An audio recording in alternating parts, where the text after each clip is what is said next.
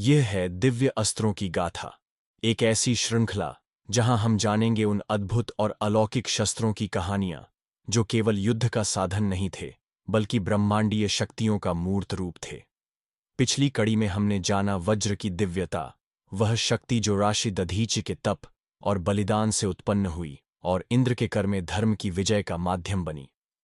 अब प्रस्तुत है इस श्रृंखला की दशम कड़ी, एक ऐसे अस्त्र की कथा जो केवल पराक्रम का प्रतीक नहीं था, बल्कि प्रेम, करुणा और विष्णु की दैवीय लीला का प्रतिरूप था। यह है कौमोदकी की कथा, वह दिव्य गदा जो भगवान विष्णु के करों की शोभा थी और जिसने अनगिनत युद्धों में अधर्म का अंत किया। कौमोदकी कोई साधारण गदा नहीं थी, यह स्वयं भगवान विष्णु द्वारा धारण की गई दिव्य गदा थी, जो उनके कर में सदा सुशोभित रहती थी। इसका वर्णन वैदिक ग्रंथों और पुराणों में बार बार मिलता है। इसकी आकृति अति विशाल, तेजस्वी और स्वर्ण आभा से युक्त बताई गई है। ऐसा कहा जाता है कि यह गदा न केवल शारीरिक बल का प्रतीक थी, बल्कि उसमें ब्रह्मांडीय ऊर्जा समाहित थी, जो अधर्म, पाप और असत्य को विध्वस्त कर सकती थी।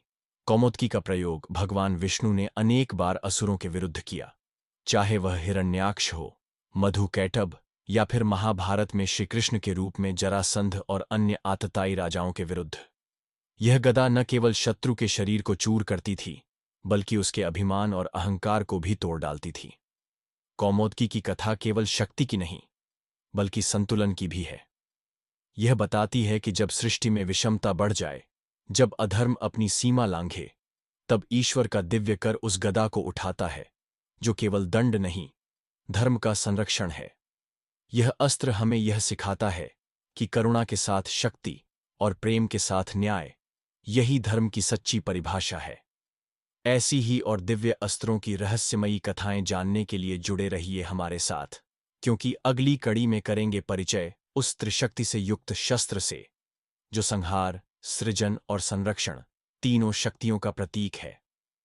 वह अस्त्र जो भगवान शिव की भ्रिकुटी से प्रकट हुआ और जिनके कर में वह नृत्य करता है। अगला रहस्य है त्रिशूल की कथा,